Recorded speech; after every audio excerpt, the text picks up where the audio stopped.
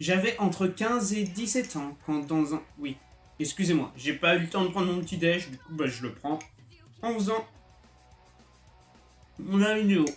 Alors, pour mon petit déj, un peu trop sérieux, mais pas grave.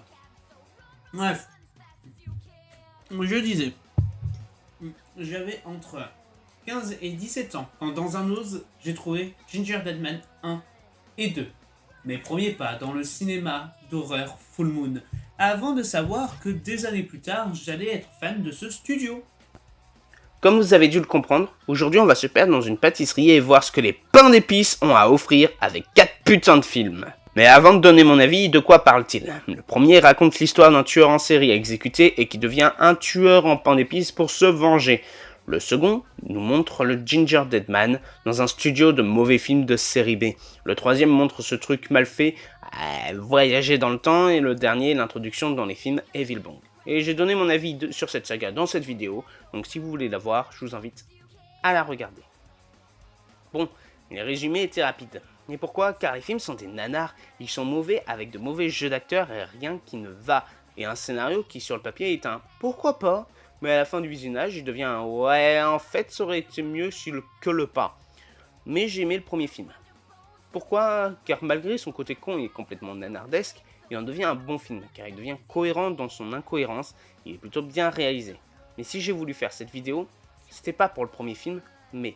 Pour le second, j'ai énormément adoré, genre, premier degré, j'adore ce film. Et je l'ai revu pour cette vidéo maintenant que je m'y connais en Full Moon et je crois savoir pourquoi j'aime autant ce film.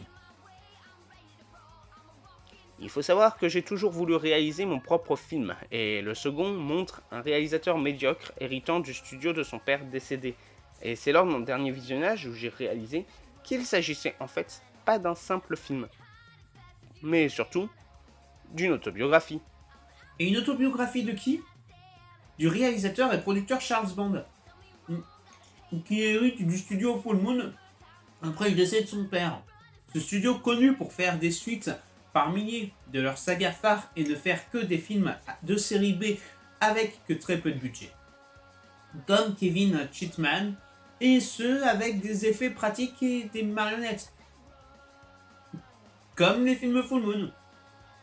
Et dans les marionnettes, on a une référence à les Biopsies, qui a sa propre trilogie et qui appartient aux Demonic Toys, qui est une trilogie qui affrontera les Puppets et Dollman, deux sagas assez connues de Puppet Master de Full Moon. Le concept des marionnettes peut faire penser au Puppet Master, qui est la licence phare de Full Moon. On a aussi une histoire de vampire, ça peut renvoyer aux Subspecies, autre licence phare du studio. On pourrait croire à une coïncidence, mais le film transforme le Ginger Deadman, une nouvelle mascotte, en Christ. Et pourquoi? Là on va partir dans mon analyse, mais comme vous le savez peut-être, si vous avez vu ma vidéo sur l'histoire de Full Moon, le studio a connu beaucoup de soucis financiers. Et en 2003, Full Moon a changé de nom pour la dernière fois en Full Moon Features. Et le maximum de temps a été 6 ans, sans changer de nom. Et en 2008, 5 ans après la dernière modification d'appellation, ce film sort. Ce film est en quelque sorte le dernier espoir du studio avant de devoir changer de nom à nouveau, le Christ de Full Moon. Et ils le font comprendre avec le titre Passion of the Christ, faisant référence à la passion du Christ.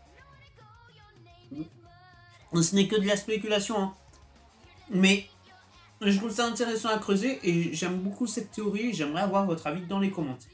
Puis on a eu le troisième film qui est nul. Même si j'ai aimé la ref Hannibal Lecter au début jusqu'au légendaire bruit de bouche. Et nous avons aussi une parodie de Carrie. Après, le pain d'épices va dans les 70s et le premier Carrie de De Palma, le meilleur et qui est juste incroyable, est sorti dans cette décennie. Donc le clin d'œil, en vrai, il est cool. Et à la fin, on a Tonton H, Dahmer, Manson et Lizzie Borden. J'avoue que je ne m'y attendais pas de voir Hitler faire du skate avec des hippies, mais je ne rentrerai pas plus en détail. Par contre, la musique qui apparaît dès le deuxième film est juste incroyable.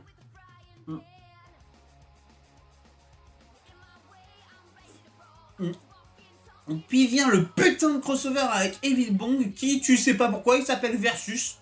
Excusez-moi, j'ai perdu mon sang-froid, mais je n'aime pas ce film.